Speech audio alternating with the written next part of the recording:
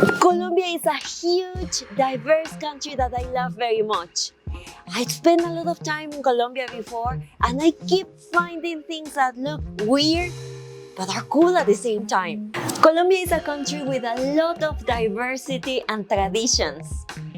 I knew that, but now that I'm spending more time in Colombia, I'm starting to see those subtle facts that are making my stay more enjoyable. Let me tell you what are those interesting things for me from my perspective, and I hope you tell me in the comments what you think and what are other things that you found interesting when you visited Colombia or that you find interesting if you are from Colombia.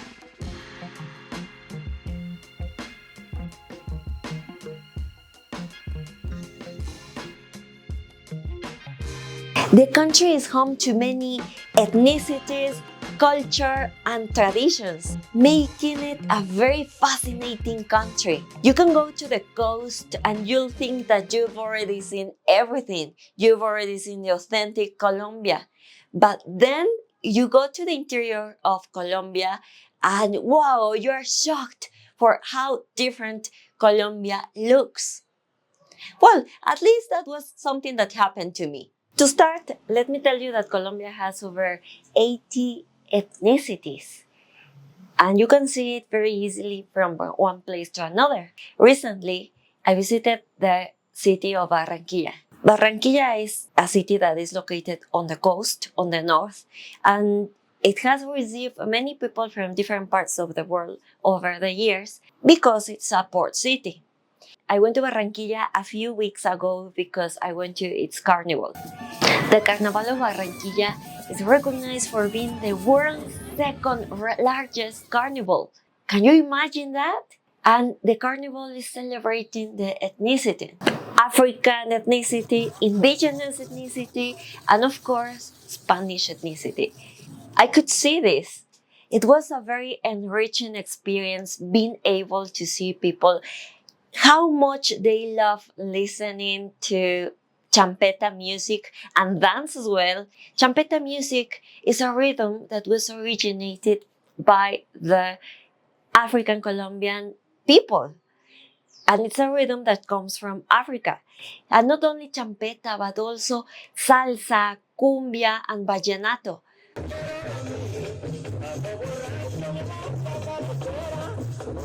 It was so cool to be part of that, being able to dance on the streets.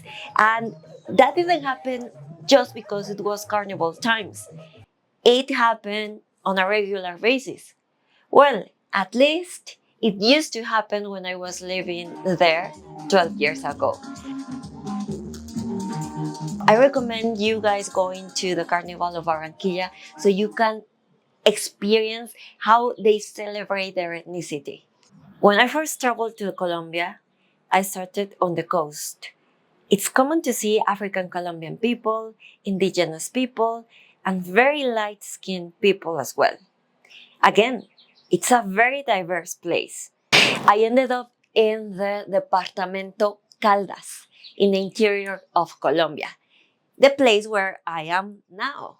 It was, again, so shocking for me, so curious to me that here the majority of the people are light-skinned. I firstly thought they should be from Spanish descent, but then I discovered that there's a large population of Middle Eastern heritage, as well as some Italian, German, and some other parts of Europe.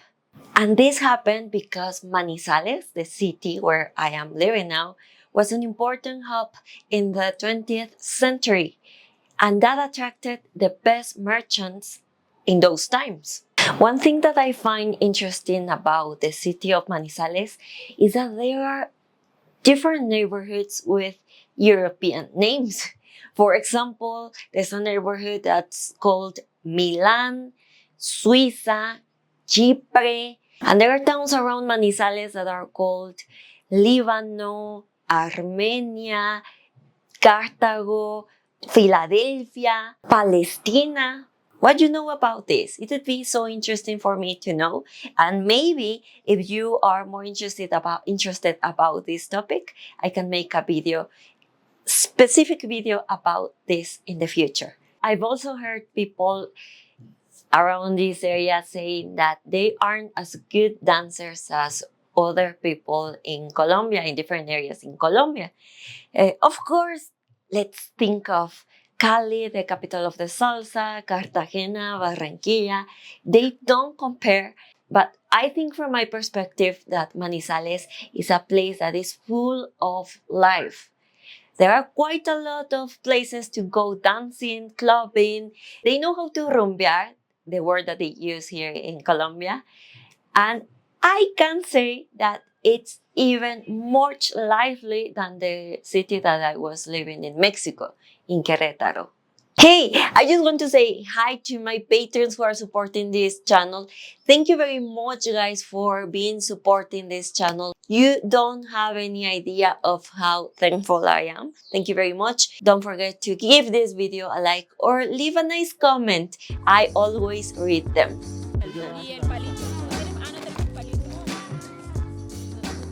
Some areas use the pronoun vos as the singular pronoun of you, which in another way in Spanish would be tú. For example, let's think of this phrase in English, you are my best friend. In Spanish, probably you know this, it would be tú eres mi mejor amigo o amiga. Here in some areas they would say, as many people in Argentina or in Uruguay speak, vos sos mi mejor amigo or amiga. If your native language is Spanish or you've been studying Spanish, you probably know that countries such as Argentina and Uruguay use the pronoun vos, conjugating the verbs in a different way as well. I put these countries as examples because the whole population speaks that way. Let me know if I'm wrong, please, in the comments. I'm not totally sure. Although there are other parts in Latin America that use the pronoun vos as well, including my country, Mexico. In Mexico, the place where people speak this way is in Chiapas, just a part of Chiapas, and I've read that a short population of Tabasco as well. In many areas in Latin America, they use the pronoun vos, conjugating in a very different way that even though my native language is Spanish, I struggle to do it very much. It's a different conjugation that I would need to learn. Coming back to Colombia, in El Eje Cafetero, or the area where I am now, I've been called using the pronoun vos, and it sounds very cool. I think that I want to include this in my differences in language video between Mexican language and Colombian language. Well, we all speak Spanish. It's just a way to call it. And I think that it would be an interesting point that I can mention, and I can do more research about this topic as well. If you're Colombian watching this video, or if you have been living in Colombia for a long time, let me know what areas in Colombia people speak this way. And now I want to steal a little bit of your time now that we're talking of Spanish language. Just to remind you that I am a professional Spanish teacher. I am creating an amazing online academy for people who want to start learning Spanish. In my academy is focused on teaching you of how to think in Spanish, the logic, and of course, to speak it. I also have courses for people who already know how to speak Spanish, but they want to extend their vocabulary and improve it. You can find my website, lakarencita.com, or Thrive in Spanish. That is how my academy is called. But if you aren't interested in taking courses, you can also follow me on my Instagram account, Thrive in Spanish, or my new YouTube channel that is called Thrive in Spanish as well. I have a few reels for you, a few shorts for you, but subscribe for when I start making videos about this beautiful language, Spanish, and learn with me.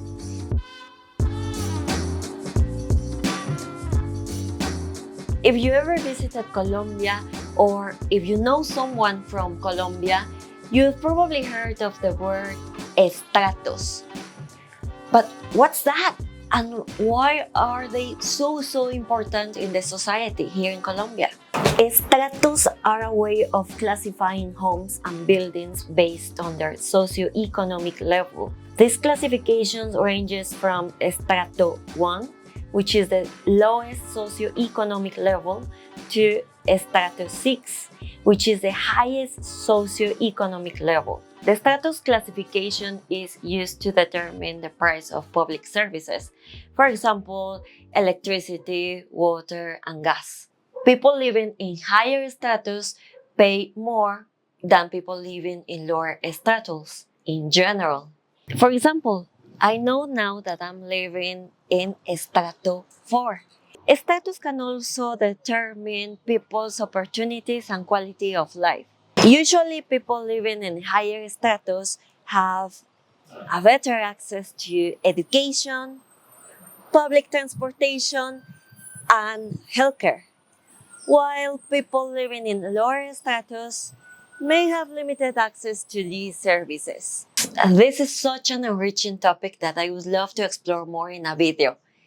Has this way of classifying some areas brought benefits, disadvantages, segregation? Is this a topic that you would be interested in watching? What do you know about this topic? Diversity in music. Colombia is a country with the most musical diversity in the world. There are over 1,000 genres, which means that there's something for everyone's taste. From cumbia, salsa, vallenato, champeta, there's something for everyone. But it's not only about traditional genres. There's also a wide variety of contemporary musicians that are taking the Colombian music to new heights, such as Shakira, Maluma, Karol G, J Balvin, that are letting know the whole world that Colombia has a good taste in music. And once again, it's not only about traditional music or contemporary musicians that everyone knows. A phenomenon in Medellin is happening: the new reggaeton. Reggaeton wasn't originated in Colombia. However, a lot of people love reggaeton, listening to and dancing reggaeton. And it seems to me that the place where people listen to more reggaeton is Medellin. It's not going to be a surprise that Karol G is from there, for example. Reggaeton is a genre I heard a lot when I visited Medellin last year. I remember I said to myself, "Oh my god, I love that song! Let me check it out on Shazam to know what its name is." And then I found out that the artist was from Medellin. Then I started to look up for more songs, more musicians, more singers, and there are quite a lot of singers from Medellin. There are many different stories of how reggaeton has become an important cultural part of Medellin. But many of those stories coincide that reggaeton was firstly heard in Comuna 13. Comuna 13 is a neighborhood that was catalogued for being the most dangerous neighborhood of the most dangerous city in the world 30 years ago. Another interesting story of Medellin that I would love to explore in another video in my next trip, hopefully next trip to Medellin. Nowadays, there are quite a lot of musicians in Medellin that are started to being recognized in the world for its music.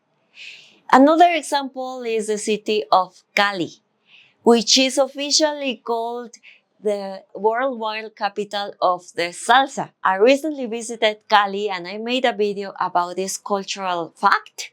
If you want to watch the video, I'm gonna leave it here. So cool and interesting. The best scenery and home to the tallest palm trees in the world.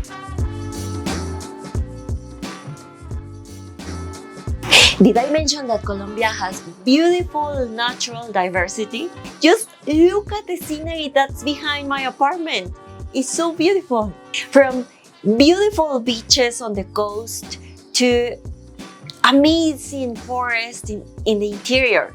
Here in Colombia, we can also find the world's tallest palm trees. They grow as tall as 60 meters. We can find them in Valle de Cocora in the Departamento Quindío. This is such a cool place to visit and to do hiking as well.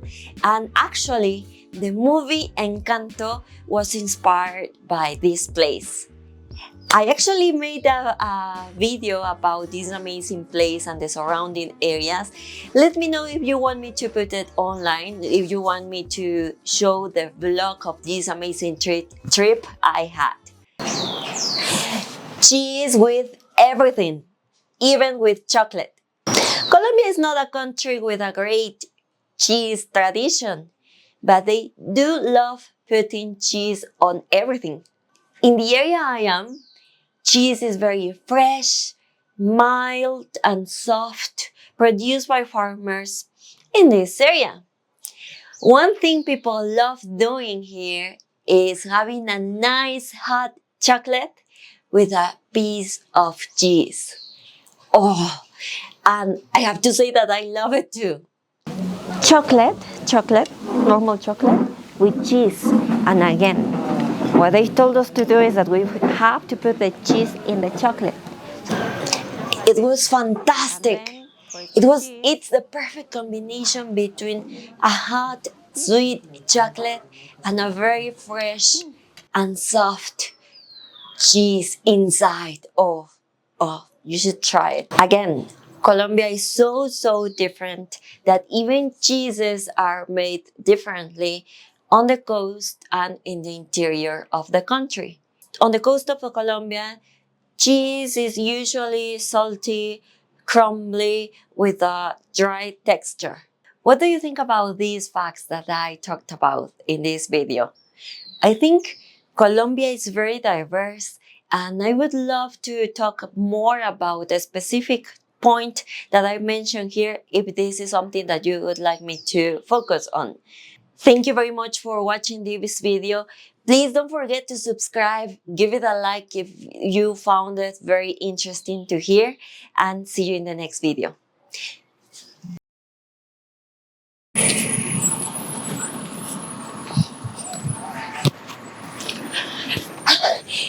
Colombia is a huge, diverse country that I love very much.